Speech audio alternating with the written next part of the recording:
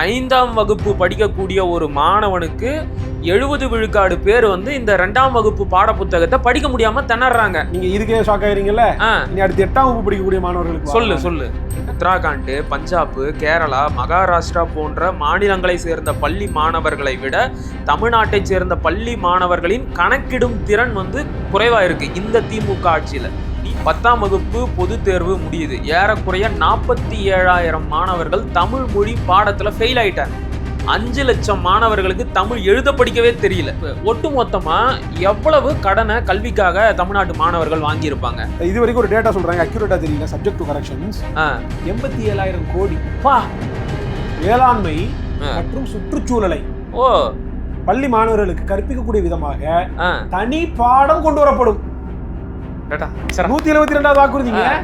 அதாவது நம்ம வேளாண்மையை பத்தி, விவசாயத்தை பத்தி, ஆடு மாடுமை பத்தி, சுற்றுச்சூழல் பத்தி, மரங்களின் மாநாடு பத்தி, மலைகளின் மாநாடு பத்தி, இதெல்லாம் தண்ணீர் குறித்து இதெல்லாம் பேசணும்னா பிற்போக்கு மாணவர்களை படிக்க விடாம செய்றீங்க. ஆடு மாடு மேய்க்க சொல்றீங்க. அட மானம் கட்டவங்களா, இந்த வேளாண்மை குறித்து தனி பாடம். வேளாண்மையில என்ன எப்படி டிராக்டர் தயாரிக்கிறது போடுவீங்களா, கார் எப்படி தயாரிக்க போடுவீங்களா, கற்பிப்பீங்களா மாணவர்களுக்கு? வேளாண்மையில என்ன கற்பிப்பீங்க?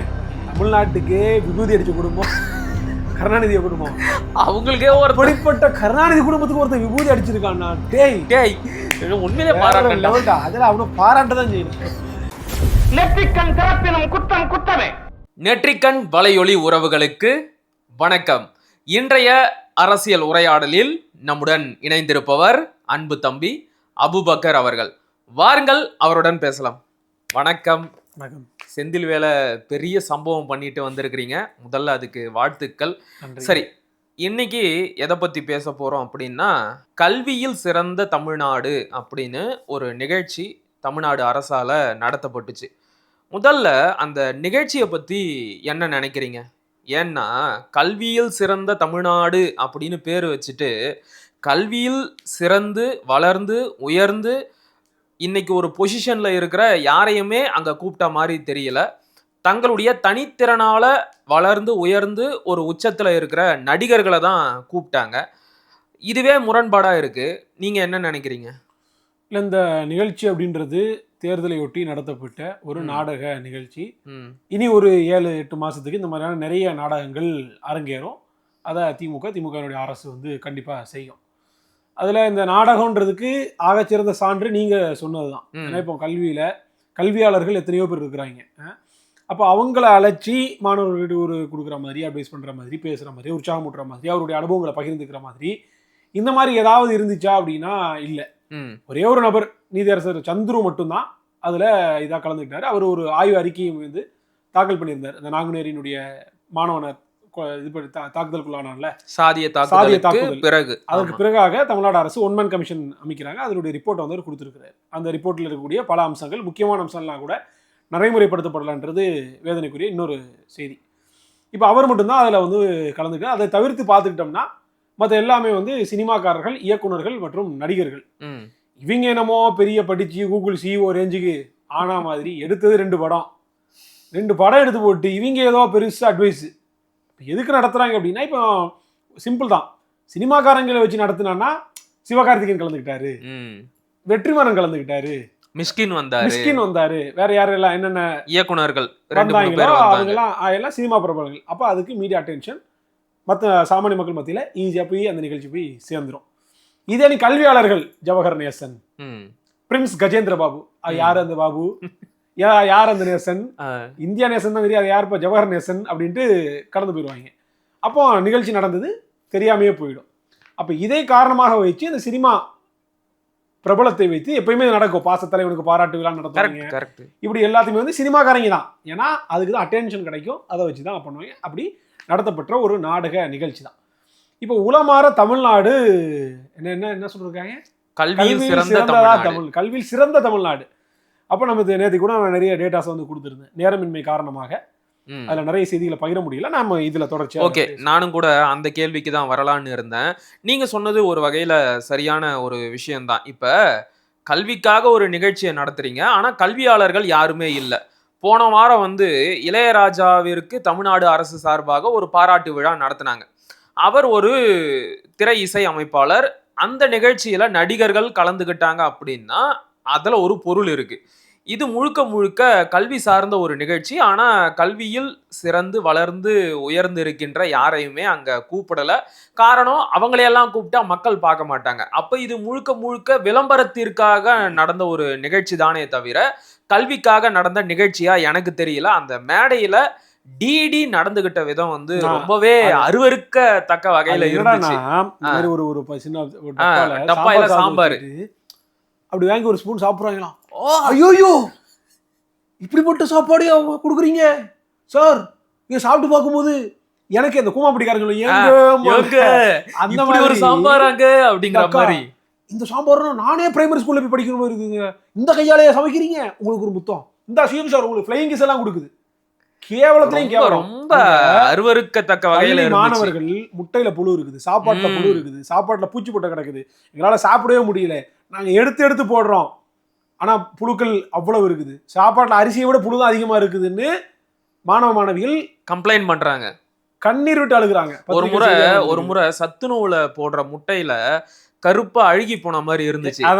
அதை கேட்டதுக்கு கீதா ஜீவன் என்ன சொன்னாங்க, மழை தண்ணி உள்ள போயிருச்சு, முட்டை மேல முத்திரை வைக்கிறாங்கல்ல அது வந்து தவறி உள்ள போயிருச்சு.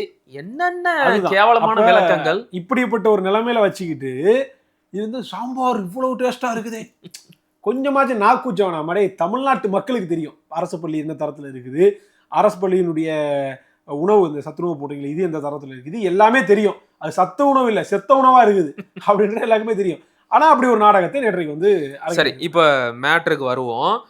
இந்த திமுக ஆட்சியில உண்மையாகவே தமிழ்நாடு கல்வியில சிறந்துதான் இருக்கா? இதற்கு ஏதாச்சும் உங்ககிட்ட தரவுகள் இருக்கா? நிறைய இருக்குது, நம்ம ஒன்னொன்னா பேசுவோம். முதலாவதாக இப்போ அரசு பள்ளிகளினுடைய கட்டிடத்தினுடைய தரம் என்னவாக இருக்குது அப்படின்றத நாம வந்து பார்ப்போம். இப்ப நேற்று அண்ணன் சீமான் அவர்கள் கூட சொல்லியிருந்தாங்க, கழிப்பறையை விட மிக மோசமான பள்ளிகளினுடைய நிலைமை இருக்குது அப்படின்னு சொல்லியிருந்தாங்க. இது தமிழ்நாடு அரசு மதுரை உயர்நீதிமன்ற கிளையில தாக்கல் பண்ண மனு பதில். சரி, இதுல என்ன சொல்றாங்க அப்படின்னா, தமிழ்நாடு முழுவதும் கிட்டத்தட்ட 5583 பள்ளி கட்டிடங்கள் சேதமடைந்திருக்கின்றன. அப்ப 5583 பள்ளி கட்டிடங்கள் எப்ப வேணா இடிஞ்சு விழலாம், மேற்கூரை விழுந்து விழலாம், மதல் சாஞ்சி விழலாம், என்ன வேணா நடக்கலான்ற நிலைமையில இருக்கு. இந்த பள்ளிக்கூடங்கள் நீங்க இப்படி கூட எப்பவுமே இது கடந்த காலத்தில் கட்டப்பட்டது, கடந்த திமுக ஆட்சியிலயோ அதிமுக ஆட்சியிலயோ கட்டப்பட்டது, எப்படியோ வச்சுக்கோங்களேன். சரி, இந்த நிலைமையில இருக்குது. 2 நாளைக்கு முன்னாடி ஒரு சம்பவம் நடந்துச்சு, கேள்விப்பட்டீங்களா? ஆமா, திருச்சியில வந்து மேற்கூரை இடிஞ்சு வெறும் 9 மாசத்துக்கு முன்பாக. எப்படி 9 மாசம் தான்? வெறும் 9 மாசத்துக்கு, இன்னும் மழைக்காலம் கூட வரல, ஒரு பருவமழை கூட இன்னும் வரல. ஆனா இந்த 9 மாசத்துக்கு முன்னாடி யார் திறந்து வச்சான்னா, இந்த நாடகத்தாரர் இருக்காருல்ல, நம்ம சிஎம் இந்த முத்துவேல் கருணாநிதி ஸ்டாலின், இவர் திறந்து வச்ச அந்த பள்ளிக்கூடம் 35 லட்சம் ரூபாய் பட்ஜெட்ல கட்டியிருக்காங்க. மழலையர் பள்ளி தான், 2 வகுப்பறை கொண்ட ஒரு. சரி 35 லட்சம்ன்றது நியாயமான பட்ஜெட்.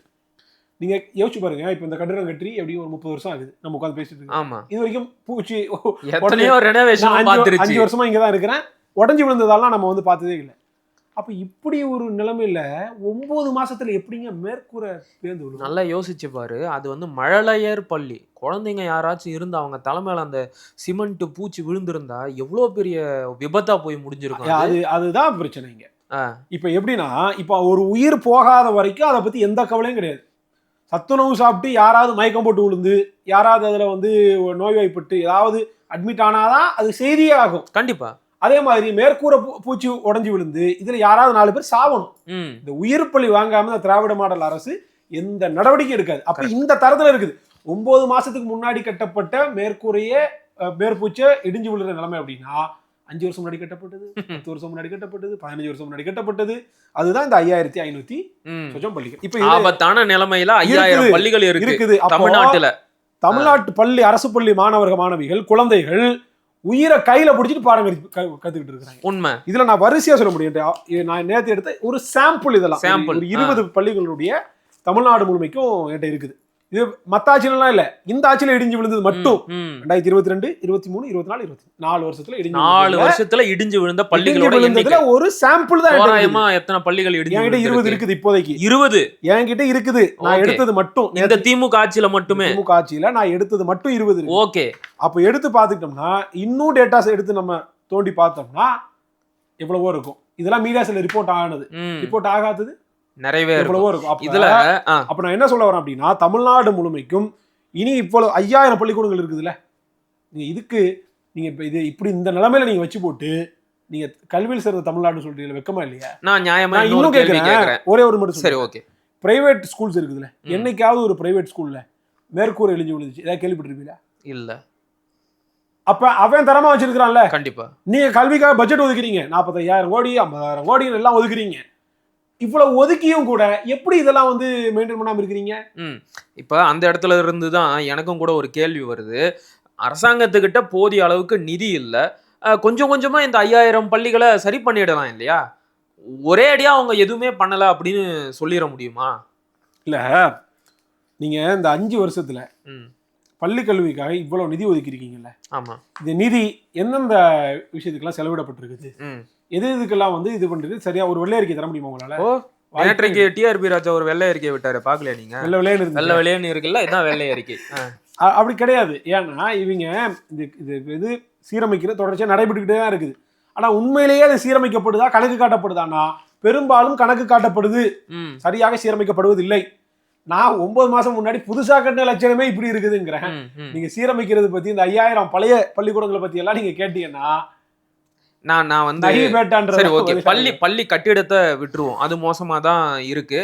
மாணவர்களோட கல்வி திறன் எப்படி இருக்கு, அது தொடர்பா ஏதாச்சும் டேட்டா இருக்கா? இந்த 5 வருஷத்துல மாணவர்கள் வந்து நல்லா படிச்சிருக்காங்க, வெளிநாடுகளுக்கு எல்லாம் போயிருக்காங்க, பல பல்கலைக்கழகங்கள்ல படிச்சிருக்காங்க அப்படின்னு எல்லாம் சொல்றாங்கல்ல. 2024 வந்து சரி, annual status of education report, ASER அப்படின்னு சொல்லக்கூடிய அந்த ரிப்போர்ட். ஓகே. இப்போ இதுல வந்து வாசிக்க எழுத வாசிக்கிறதுக்கு அதே மாதிரி கணக்கு போடுறதுக்கு இந்த மாதிரி 2 டேட்டாஸ் வந்து எடுத்திருக்கிறாங்க. அப்போ இந்த ஏஎஸ்ஆர் ரிப்போர்ட்டை பொறுத்த வரைக்கும் 2 அடிப்படையில் எடுத்திருக்கிறாங்க. ஒன்று இப்போ வாசிக்க தெரிகிறது, இன்னொன்று கணக்கு போட தெரியுது. 2. நான் இதில் வாசிக்க தெரியுற மட்டும் சொல்கிறேன், கணக்கு போடுறது இருக்குது. ஓகே.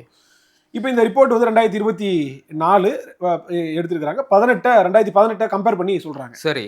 அது 2018 பொறுத்த வரைக்கும் 46.3%. 5ஆம் வகுப்பு படிக்கக்கூடிய மாணவர்களில் 46.3% தான் 2ஆம் வகுப்பு படிக்கக்கூடிய அந்த புத்தகம் இருக்குல்ல, 2ஆம் வகுப்பு புத்தகம், 5ஆம் வகுப்பு படிக்கக்கூடிய மாணவர்கள்ல 46% பேருக்கு தான் 2ஆம் வகுப்பு பாட புத்தகத்தையே வாசிக்கக்கூடிய திறன் இருக்குது. மீதி யாருக்குமே வந்து அதை கூட படிக்கிறதுக்கு தெரியல இல்ல. இது 2018 நிலைமை. எத்தனை பர்சன்டேஜ்? 46%. இப்போ இந்த திராவிட மாடல் ஆட்சி வந்ததுக்கு அப்புறம் 6 ஆண்டுகள் கழிஞ்சு எடுத்து பாக்குறாங்க, இது 37% சுருங்கி இருக்குது. அதாவது 5ஆம் வகுப்பு படிக்கக்கூடிய மாணவர்கள் 2ஆம் வகுப்பு பாட புத்தகத்தை படிக்கக்கூடிய நபர்கள் 137 பேர் தான். அதாவது அதிமுக ஆட்சியில இருந்ததை விட குறைஞ்சு போயிருச்சு. மாணவர்களோட அந்த படிக்கும் திறன், படிக்கும் ஆற்றல், கற்றல் ஆற்றல்ன்றது குறைஞ்சிருக்குது. இது கொரோனா காரணம் சொல்வாங்க. கொரோனா 21 முடிஞ்சு போச்சு. நீ சொல்ற டேட்டா வந்து 2024 லேட்டஸ்ட் டேட்டா, கடைசியா எடுத்த வருஷம், இந்த ஆண்டுன்னு வரல. 5ஆம் வகுப்பு படிக்கக்கூடிய ஒரு மாணவனுக்கு 70 விழுக்காடு பேர் வந்து இந்த 2ஆம் வகுப்பு பாட புத்தகத்தை படிக்க முடியாம திணறாங்க. நீங்க இதுக்கே ஷாக் ஆயிருங்கல்ல. இனி அடுத்து 8ஆம் வகுப்பு படிக்கக்கூடிய மாணவர்களுக்கு சொல்லு 2018 8ஆம் வகுப்பு படிக்கக்கூடிய மாணவர்கள 75% பேருக்கு 2ஆம் வகுப்பு பாட புத்தகத்தை படிக்க முடியுது. பெரிய எண்ணிக்கை தான். ஆமா, பெரிய எண்ணிக்கை. இது எப்படின்னா இதுவுமே குறைஞ்சிருக்குது. இதுவும் குறைஞ்சிருக்கா? 2024 62.8% இந்த மாணவர்களுக்கு தான். 75ல இருந்து 64க்கு வந்துருச்சு. 62க்கு வந்திருக்கு. 62க்கு. ஆமா, அதாவது 100க்கு 62 பேருக்கு தான் 8ஆம் வகுப்பு படிக்கக்கூடிய மாணவர்கள 2ஆம் வகுப்பு பாட புத்தகத்தை வாசிக்கக்கூடிய அளவுக்கு திறன் இருக்குது. அப்ப மீதி 38 பேர், 100க்கு 38 பேருக்கு 8ஆம் வகுப்பு படிக்கக்கூடிய மாணவர்கள 2ஆம் வகுப்பு பாட புத்தகத்தை படிக்கக்கூடிய திறனே இல்ல. அதே மாதிரி கணக்கு போடுறது எடுத்து பார்த்துக்கிட்டோம்னா அதே நிலைமை. இப்ப இதே தகவலை நான் கொஞ்சம் விரிவாவே சொல்றேன். நீ சொல்ற மாதிரி 8ஆம் வகுப்பு படிக்கக்கூடிய மாணவர்கள்ல 2ஆம் வகுப்பு பாட புத்தகத்தை படிக்க முடியாம திணறாங்க அப்படின்னு சொல்றேன் இல்லையா? இதை விட இன்னொரு கொடுமையான விஷயம் இருக்கு. உத்தராகண்ட், பஞ்சாப், கேரளா, மகாராஷ்டிரா போன்ற மாநிலங்களை சேர்ந்த பள்ளி மாணவர்களை விட தமிழ்நாட்டை சேர்ந்த பள்ளி மாணவர்களின் கணக்கிடும் திறன் வந்து குறைவா இருக்கு இந்த திமுக ஆட்சியில. நீ சொல்ற அதே 2024 ASER ரிப்போர்ட் சொல்லுது. அடுத்தது 1ஆம் வகுப்பு படிக்கக்கூடிய மாணவர்கள்ல 43.4 விழுக்காடு, 2ஆம் வகுப்பு படிக்கக்கூடிய மாணவர்கள்ல 16.9 விழுக்காடு மாணவர்களுக்கு ஒரு எழுத்து, சிங்கிள் லெட்டரை கூட தமிழ்லையோ ஆங்கிலத்திலையோ வாசிக்க முடியல, எழுத முடியல. ஏன்னா அது எது அப்படிங்கிறது கூட அந்த மாணவனுக்கு தெரியலையாம். இது வந்து 1, 2ஆம் வகுப்புக்கு. அடுத்து 4ஆம் வகுப்பு மாணவர்கள்ல 30 விழுக்காடு, 3ஆம் வகுப்பு மாணவர்கள்ல 24.6 விழுக்காடு, 5ஆம் வகுப்பு மாணவர்கள்ல 34 விழுக்காடு பேருக்கு 1ஆம் வகுப்பு பாட புத்தகத்தை படிக்க முடியல. பேசிக் 4, 3, 5ஆம் வகுப்பு மாணவர்கள்ல 30 விழுக்காடு பேருக்கு 1ஆம் வகுப்பு பாட புத்தகத்தை படிக்க முடியல அப்படிங்கிறாங்க. இதை விட கொடுமையான பல எல்லாமே அரசு பள்ளிகள் பிரைவேட்லாம் கிடையாது. ASER அப்படிங்கிறது annual status of education report. ஒவ்வொரு ஸ்டேட்லயும் இருக்கிற கவர்மெண்ட் ஸ்கூலை வந்து கணக்கெடுப்பாங்க. சரியா? அடுத்து பாரு, 6ஆம் வகுப்பு மாணவர்கள்ல 24.6 விழுக்காட்டு பேருக்கும், 7ஆம் வகுப்பு படிக்கக்கூடிய மாணவர்கள்ல 56 விழுக்காடு பேருக்கும், 8ஆம் வகுப்பு படிக்கக்கூடிய மாணவர்கள்ல 64 விழுக்காடு பேருக்கும் நீ சொன்ன மாதிரி 2ஆம் வகுப்பு பாட புத்தகத்தை படிக்க முடியாம திணறாங்க. இதுதான் இந்த திமுக ஆட்சியில பள்ளி கல்வியில் படிக்கக்கூடிய மாணவர்களோட கற்றல் திறன். இதை வச்சுக்கிட்டு கல்வியில் சிறந்த தமிழ்நாடு அப்படின்னு சொல்றாங்கன்னா இவங்களை என்னன்னு சொல்றது? யாரோ ஒரு சில நல்லா படிக்கக்கூடிய மாணவர்களை கொண்டு வந்து மேடை ஏத்திட்டு இதுதான் தமிழ்நாடு, இதுதான் தமிழ்நாட்டோட கல்வி நிலை அப்படின்னு எல்லாம் பேசுறது எந்த வகையில? கல்வித்துறை அமைச்சர் எழுதுறாரு யாரு? அவரு அன்பில் மகேஷ் பொய்யா, உதயநிதி ரசிகர் மன்ற தலைவர். அப்படி சொல்றியா? இவரை வந்து கல்வித்துறை அமைச்சரா போட்டோம்னா இந்த மாதிரிதான் லட்சணத்துல இருக்கு. ஒப்பாரி வைக்கிறாரு அப்படியே ஆனந்த கண்ணீரா. அது எதுக்கு அழுகணும்னா இதுக்கு அழுகணும். உங்க கையில பள்ளி கல்வித்துறையை கொடுத்ததுக்கு, இந்த தமிழ்நாட்டு மக்கள் உங்ககிட்ட ஆட்சியை கொடுத்ததுக்கு தமிழ்நாட்டு மக்கள் ஒரு பக்கம் அழுகணும், இன்னொரு பக்கம் நீங்க இதை பார்த்து அழுகணும். இன்னொரு கொடுமை என்ன தெரியுமா? 2022ன்னு நினைக்கிறேன், 10ஆம் வகுப்பு பொது தேர்வு முடியுது. ஏறக்குறைய 47,000 மாணவர்கள் தமிழ் மொழி பாடத்துல ஃபெயில் ஆயிட்டாங்க. 5 லட்சம் மாணவர்களுக்கு தமிழ் எழுத படிக்கவே தெரியல. இந்த லட்சணத்துலதான் இந்த திமுக ஆட்சியில தமிழோட நிலைமை இருக்கு. தமிழ்நாட்டுல தமிழ்ல 100க்கு 100 எடுத்தது ஒரே ஒரு மாணவி. கரெக்ட். ஆமா. அப்ப தமிழர்கள்னு சொல்லி தமிழை வச்சு பிழைச்சி, தமிழை வச்சு ஓட்டு வாங்கி, தமிழுக்காக நாங்க அப்படின்னு பேசி வந்த இந்த ஆட்சியினுடைய லட்சணம் இதுதான். சரி, ஓகே. இப்ப இது தொடர்பா தந்தி டிவில ஒரு விவாதம் நடந்துச்சு. அதுல நீங்களும் கலந்துகிட்டீங்க. திமுக சார்பா இன்னொரு சகோதரர் கலந்துகிட்டாரு. அதன் பிறகு மோஸ்ட் ஃபேமஸ் பத்திரிகையாளர் செந்தில்வேலும் கலந்துகிட்டாரு.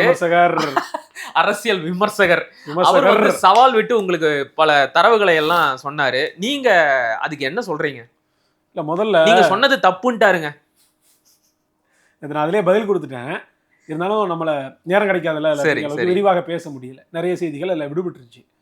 இதில் முதலாவது நான் என்ன சொன்னேன் அப்படின்னா, தமிழ்நாட்டினுடைய மாணவர்கள் கல்வி கடன் அதிகமாக பெறுறாங்க. சரி அப்படின்னு நான் வந்து சொல்லியிருந்தேன். இன்னும் சொல்ல போனால் அதில் நான் ஆதாரத்தோடய சொல்கிறேனே. ஓகே.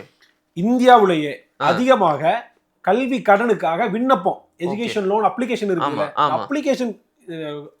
அப்ளிகேஷன் மட்டுமே கொடுக்கறதுல இந்தியாவிலேயே தமிழ்நாடு தான் டாப்ல இருக்குது. அப்படியா? வட்டிக்கு கல்வி கடன் வாங்குறதுல அதிகமாக தமிழ்நாடு தான். எவ்வளவு பேரு? அதாவது 2023-24 சரி, இந்த கணக்கெடுப்பில் போய் பார்த்தோம்னா 57,950 விண்ணப்பங்கள் வந்திருக்குது. அதாவது 57,950 மாணவர்கள் விண்ணப்பம் மட்டும் கொடுத்திருக்காங்க. இது 2019-20 ஒரு 4 ஆண்டுகளுக்கு முன்பாக என்னவாக இருந்துச்சு அப்படின்னா 30,488 தான். இந்த வட்டிக்கு கடன் வாங்கி படிக்கக்கூடிய மாணவர்களின் எண்ணிக்கை வந்து அதிகரிச்சிருக்கு. 2 மடங்கு அதிகமா இருக்குது. நேற்றைக்கு இது விவாதத்துல சொல்றாரு. அதுக்கு வந்து நீங்க பெருமைப்படணுங்க. திமுக ஸ்போக்ஸ்பர்சன் அதிகமா படிக்க வந்திருக்காங்க அப்படின்னு தானே இதுக்கு பொருள் ஆகுது. வட்டிக்கு வாங்கி போறீங்க, நீங்க எல்லாத்துக்கும் சொல்றீங்க வட்டி இல்லா கடன், அதுக்கு இதுக்கு நம்ம மானியம் எல்லாம் கொடுக்குறீங்க. இதுக்கு மானியம் கொடுக்க வேண்டியது, கல்வி இலவசமா கொடுக்க வேண்டியது தானே. அவ்வளவு கூட வேணாங்க. வட்டி இல்லாத கடன் கொடுக்கறதுக்கு தமிழ்நாடு அரசு ஏற்பாடு பண்ணலாம்ல. கண்டிப்பா. நீங்க வாக்குறுதியில் என்ன கொடுத்தீங்க? திமுகவுடைய வாக்குறுதியா 159 என்ன சொல்லி இருக்காங்க? நான் இதை படிச்சு கூட காமிச்சேன். தமிழ்நாட்டில் உள்ள பள்ளிகளில் பயின்று தமிழக கல்லூரிகளில் பட்டப்படிப்பை மேற்கொள்ள வங்கிக் கடன் பெற்ற தமிழக மாணவர்கள் ஓராண்டு காலத்துக்குள் கடனை செலுத்த இயலாவிட்டால் 30 வயதுக்கு உட்பட்ட இளைஞர்களின் கல்வி கடனை அரசே திருப்பி செலுத்தும். ஓகே, இது வந்து 2021 அவங்க கொடுத்த வாக்குறுதியா? இது போக ஐயா ஸ்டாலின் அவர்கள் அவரே இதை வந்து பேசியும் இருக்கிறார். எப்ப அவர் எதிர்கட்சி தலைவராக இருந்தப்ப பேசி இருக்கிறார். அந்த வீடியோ சட்டமன்ற தேர்தல் முடிஞ்சு வெற்றி பெற்றதற்கு பிறகு நிச்சயமா உறுதியா அந்த கடனை முழுமையாக தள்ளுபடி செய்யக்கூடிய ஒரு சூழ்நிலையை நிச்சயமாக உருவாக்கி, அதாவது நாங்க ஆட்சிக்கு வந்தா கல்வி கடனை ரத்து பண்ணிடுவோம். கல்வி கடனை முழுமையாக அதான் ரொம்ப முக்கியம். ஏன்னா இப்ப இவங்க வந்து ஒரு டேட்டாவை தூக்கிட்டு வர்றாங்க. என்ன, நேற்று கூட அந்த விவாதத்துல காமிச்சாரு. கிட்டத்தட்ட 48 கோடி ரூபாயை தமிழ்நாடு அரசு வந்து தள்ளுபடி பண்ணிருச்சுன்னு சொன்னாங்கல்ல. நான் சொல்றேன் என்ன அப்படின்னா 1972-73 இந்த நிதியாண்டுல வாங்கின கல்வி கடன் 1972-73 எப்போ அப்ப சரி 2003-2004 சரி 2009-2010 இந்த 3 கல்வியாண்டு இருக்குதுல்ல. இந்த 3 கல்வியாண்டுல ஆதி திராவிடர் கிறிஸ்தவ தலித் இந்த பிற்படுத்தப்பட்ட வகுப்பை சேர்ந்த இவர்களுடைய கல்வி கடனை 48 கோடி ரூபாயை ரத்து பண்றோம்னு 48 கோடியா வெறும் 48 கோடி சரி 48 crores ரத்து பண்றோம்னு அறிவிச்சிருக்காங்க. உண்மையிலே வரவேற்பு. சரி என்ன காரணம் அப்படின்னா இவங்க கிட்ட இதுக்கான டேட்டா இல்ல. யாரு வாங்குனாங்க டேட்டா இல்ல. கொடுத்தோன்னு தெரியல, எவ்வளவு கொடுத்தோன்னு தெரியல, எவ்வளவு அவங்க திருப்பி செலுத்திருக்காங்கன்னு தெரியல, சரி யார் கடன் வாங்கினாங்கன்னு தெரியல, எந்தெந்த வங்கி ஒண்ணுமே தெரியல. அப்ப ஒருவேளை தள்ளுபடி பண்ணல நான் கடனை வசூலிக்கிறேன்னு வந்தா கூட டேட்டா இல்லாம எப்படிங்க வசூலிப்பீங்க? கரெக்ட். ஏங்க யார் யார் எவ்வளவு வாங்கி இருக்கிறான் யார்கிட்ட போய் கேட்பீங்க?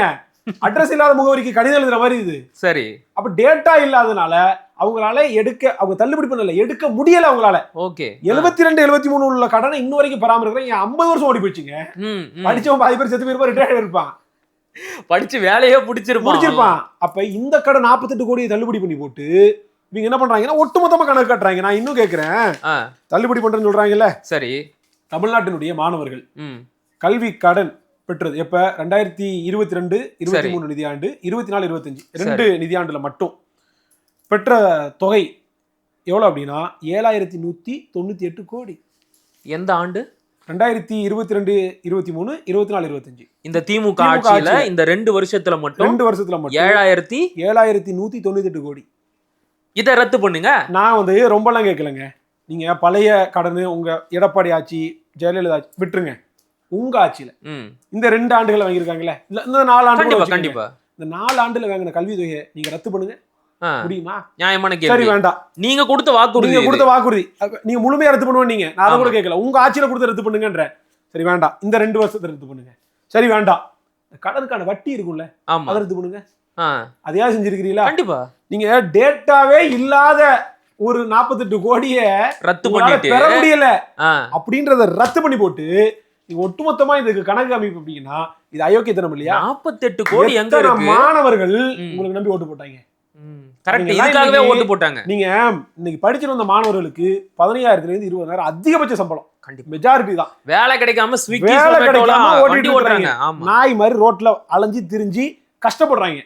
அப்போ 3 லட்சம் 4 லட்சம் 5 லட்சம் இன்ஜினியரிங் காலேஜ் எவ்வளவு அப்ப ஃபீஸ் தெரியும்? கண்டிப்பா 5-10 வருஷம் முன்னால சரியான ஃபீஸ் கட்டி வச்சுக்கிட்டு இன்னைக்கு வந்து அவனால சாப்பாடு வழி இல்லை, ரொம்ப கஷ்டப்படுறான், அத்தியாவசிய செலவுக்கு இல்லை. அப்போ மாசம் 15,000 ரூபாய் 20,000 இஎம்ஐன்னு இன்னைக்கு வட்டி மேல வட்டி போட்டு 10 வருஷம் முன்னாடி கடன் வாங்கியிருப்பான். இன்னைக்கு அசலை விட வட்டி 3 மடங்கு 4 மடங்கு ஏறி போயிருக்கும். கண்டிப்பா 1 லட்ச ரூபாய் கடன் வாங்கி தான் கல்வி கடன் இன்னைக்கு 5 லட்ச ரூபாய் இருக்கும். உண்மை. இந்த 5 லட்ச ரூபாய் ஒருத்தர் சாமானியம் கட்ட முடியுமா? 20,000 சம்பாதிக்கிறவன் வாழ்நாள் பூரா இதுக்கே ஓடிடுமே. அப்ப நீங்க வாக்குறுதி கொடுத்தீங்க, நீங்க கொடுத்த வாக்குறுதியில நம்பிதான் ஓட்டு போட்டான். டேட்டாவே இல்லாத 48 கோடியை ரத்து பண்ணிட்டு அதுவே ஒரு மிகப்பெரிய சாதனை அப்படின்னு சொல்றீங்க. உங்க ஆட்சியில வாங்கின இந்த 7,000 கோடியை ரத்து பண்ணுங்க. குறைஞ்சது நீங்க கேட்ட மாதிரி அதற்குண்டான வட்டி வாச்சும் ரத்து பண்ணுங்க.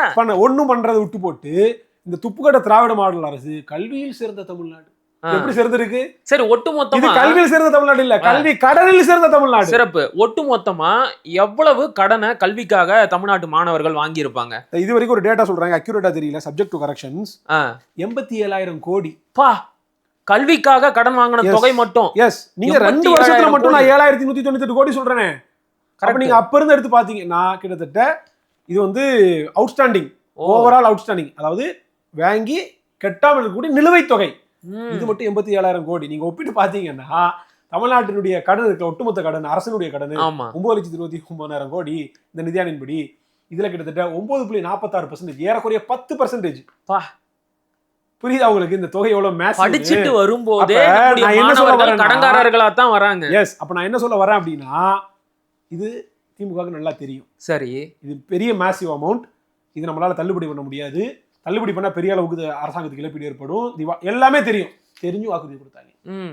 ஏன்னா ஓட்டு பொறுக்கிறதுக்காக, ஓட்டு பிச்சை எடுப்பதற்காக, தேர்தலை வெற்றி பெறுவதற்காக மாணவர்களுக்கு பொய்யான வாக்குறுதி. இது மட்டும் இல்லைங்க, திமுக தேர்தல் வாக்குறுதி இந்த எடுத்து வச்சிருக்கீங்க. கல்வி உயர்கல்வி தொடர்பான வாக்குறுதிகள் மட்டும் இது வரிசையா நான் பட்டியல் போடுறேன்.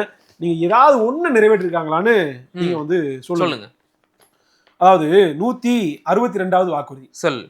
அனைத்து கல்வி நிலையங்கள்லையும் மாணவிகளுக்கு மாதவிடாய் அந்த விளக்கும் போது சானிடரி நாப்கின்ஸ் இயந்திர முறையில நாங்க கொடுப்போம்னு சொன்னாங்க. வெண்டிங் மிஷின் எத்தனை இடத்துல வச்சிருக்காங்க?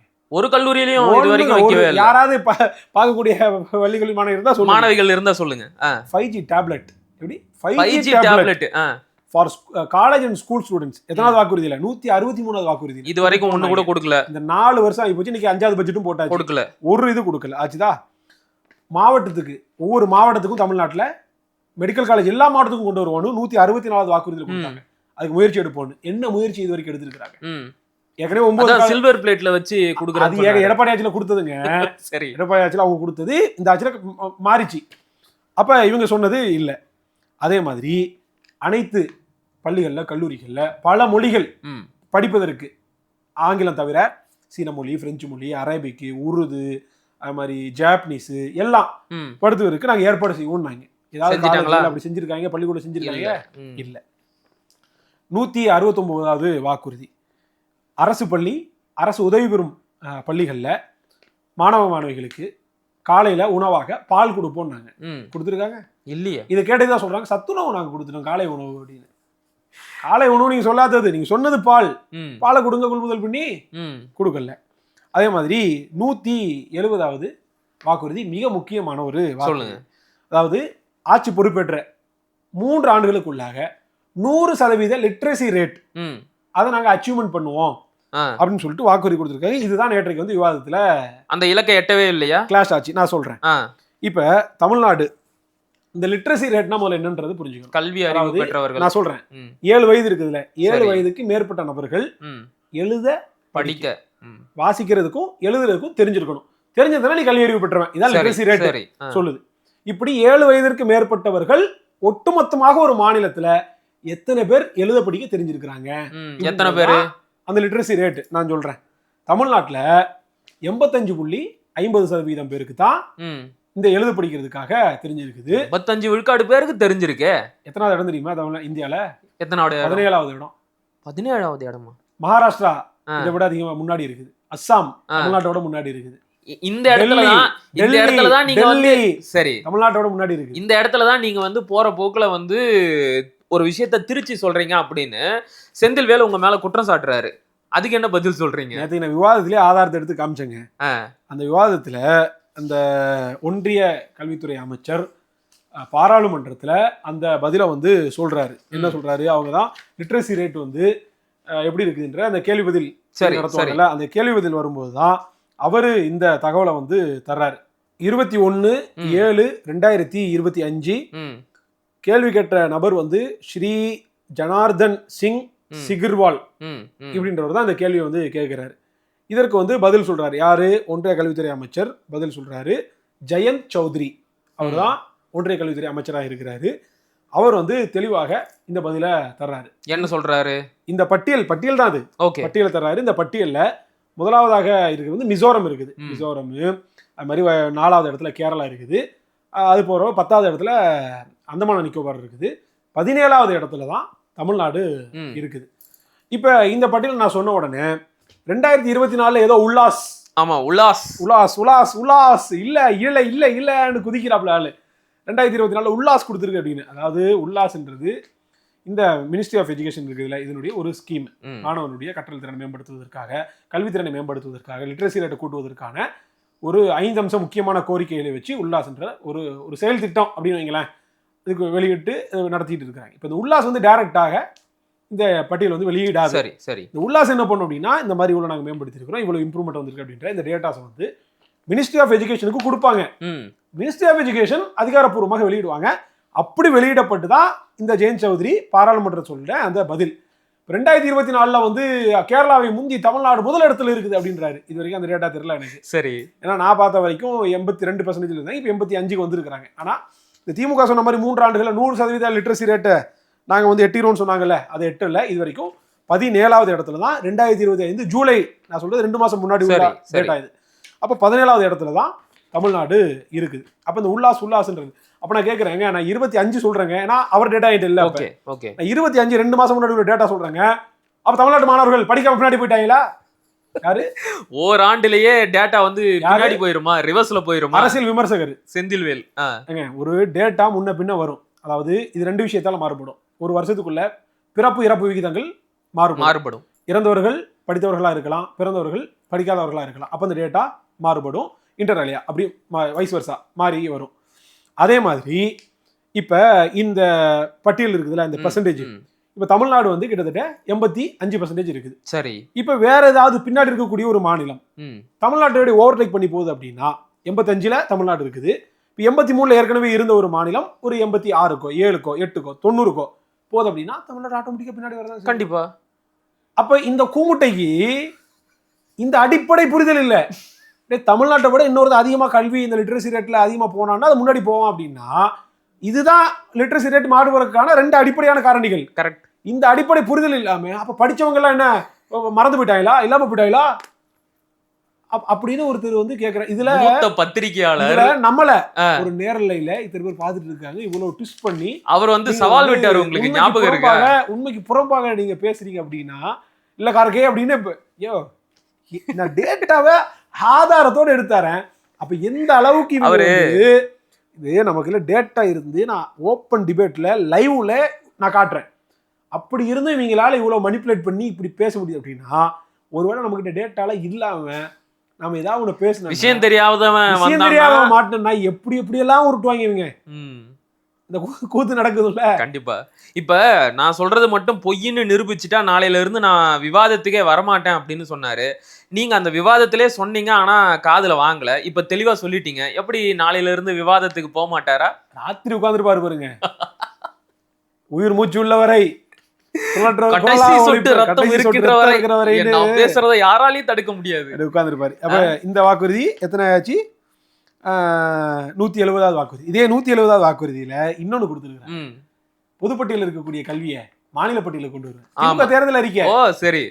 நான் கேட்கிறேன், நேருவின் மேலே வருக நிலையான ஆட்சி தருகன்னு வாய்க்கூசாம பேசுறீங்க. அன்னைக்கு கேட்டிருக்க வேண்டியது தானே. இந்திரா காந்தி தானங்க மாநில பட்டியல இருந்த கல்வியை பொதுப்பட்டியல கொண்டு போய் எமர்ஜென்சி காலத்துல.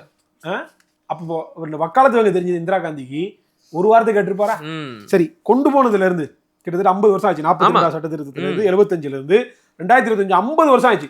50 வருஷத்துல கல்வியை மாநில பட்டியலுக்கு கொண்டு வர்றதுக்கு திமுக செஞ்ச ஒரே ஒரு துரும்பு. இதுல 18 வருஷம் ஒன்றிய அமைச்சரவையில தொடர்ச்சியாக இருந்த இந்தியாலே ஒரே கட்சி.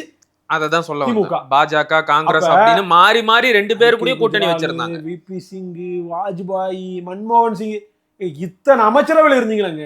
ஒரு வார்த்தை சரி காங்கிரஸ் நிலைப்பாடு என்னங்க? கூட்டணி கட்சி தானே. ராகுல் காந்தி என்ன பேசுறாரு? நீட்டுக்கு விலக்கு தருவோம். சரி, எந்தெந்த மாநிலங்கள் விரும்பலையோ அவங்களுக்கு மட்டும் விலக்கு. சரி, தமிழ்நாட்டுக்கு தருவேன். கல்வியை மாநில பட்டு கொண்டு வருவது ராகுல் காந்தியினுடைய நிலைப்பாடு என்ன? இது வரைக்கும் அதை பத்தி அவர் வாயை திறக்கல. அப்போ கூட்டணி கட்சி அவங்க கோரிக்கை ஏத்துக்காது காங்கிரஸ். ராகுல் காந்தி பேச சொல்லுங்க பாப்போம். நாங்க ஆட்சிக்கு வந்தோம்னா வரமாட்டாங்க. இது வேற. வந்தோம்னா கல்வி வந்து மாநில பட்டியலுக்கு நாங்க தந்துருவோம், மாநில உரிமையை நாங்க பறிக்க மாட்டோம் சொல்லுங்க பாப்போம். காங்கிரஸ் ஓட்டு போடுறேன் பேச மாட்டாங்க, ஏத்துக்க மாட்டாங்க. பெரிய வேறுபாடு இல்ல. இந்த வாக்குறுதி 170வதுல மாநில பட்டியலுக்கு இதுவும் வந்து நீட்டு கதை தான். மறுபடியும் கொண்டு வருவோம். இதுவும் வந்து நீட்டு கதை தான். காங்கிரஸ் ஆட்சிக்கு வந்துச்சுன்னா நாங்க செய்வோம். ஆமா, அப்படி சொல்லிருந்தாங்க. ஆனா காங்கிரஸ் அதையெல்லாம் சொன்னது கிடையாது. இனி 3 முக்கியமான விஷயங்கள் இருக்கு. 172வது வாக்குறுதி பெரிய அளவுக்கு பேசு பொருளாகாத ஒரு சொல்லு. வேளாண்மை மற்றும் சுற்றுச்சூழலை பள்ளி மாணவர்களுக்கு கற்பிக்கக்கூடிய விதமாக தனி பாடம் கொண்டு வரப்படும். 172வது வாக்குறுதிங்க.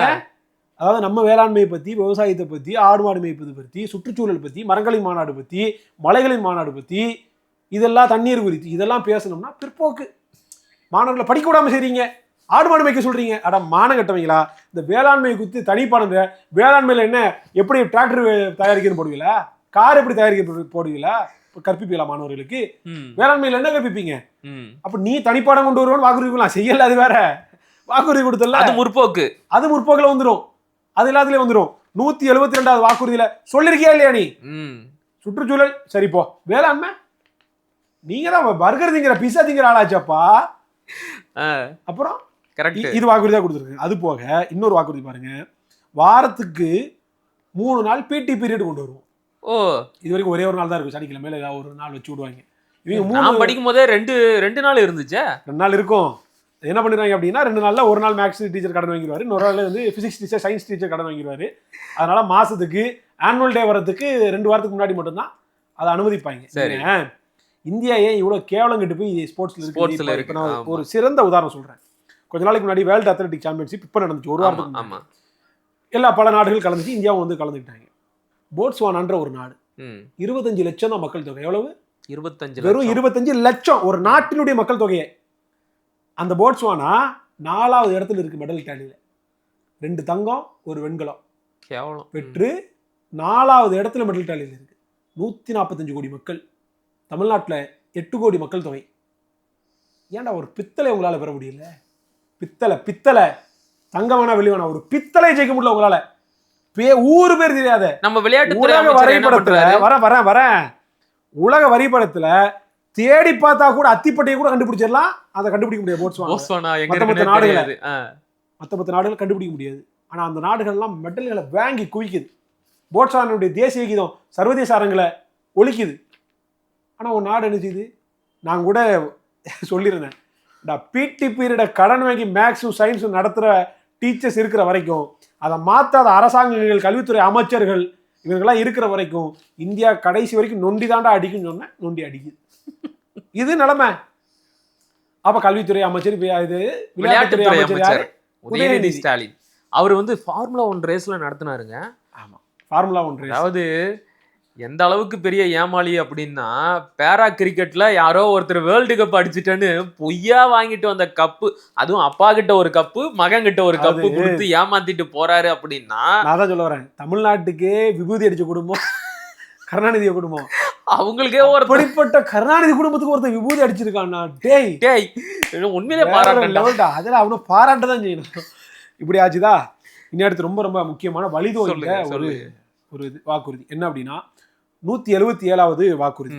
2013 டீச்சர்ஸ் எலிஜிபிலிட்டி டெஸ்ட், டெட் தேர்வுல தேர்ச்சி பெற்ற அந்த ஆசிரியர்களுக்கு இதுவரைக்கும் வேலை வாய்ப்பு வழங்கப்படலை. தமிழ்நாடு அரசு தேர்வாணையம் ஒரு தேர்வு நடத்துது, டீச்சர்ஸ் எலிஜிபிலிட்டி டெஸ்ட்னு. அதுக்கு ஆசிரியர்கள் படிச்சவங்க, பிஎட் மற்ற எல்லாம் படிச்சிருப்பாங்களா, அவங்க எல்லாம் தேர்வு எழுதுறாங்க. தேர்வுல தேர்ச்சி பெறாங்க. சரி, தேர்ச்சி பெற்றவர்களுக்கு 12 ஆண்டுகளாக போஸ்டிங் வழங்கல. 12 வருஷமா? ஸ்டாலின் அறிக்கை கொடுத்திருக்காரு, வாய்ஸ் பேசி இருக்கிறாரு, எல்லாம் பேசிருக்காரு. போட்டு காட்டவா? அதையும் போட்டு காட்டுறேன். எல்லாம் இருக்குன்ட்டு அவ்வளவு டேட்டா வச்சிருக்கேன். பாவம், பரீட்சை எழுதிட்டு வேலை கிடைக்காம இருக்கு. பரீட்சை எழுதி பாஸ் ஆயிட்டு வேலை கிடைக்காம இருக்கிறாங்க. அப்ப அவங்களுக்கு என்ன பண்றாங்க அப்படின்னா, வாக்குறுதி கொடுத்தாங்க. இந்த ஸ்டாலின் பேச ஆடியோ கேளுங்க.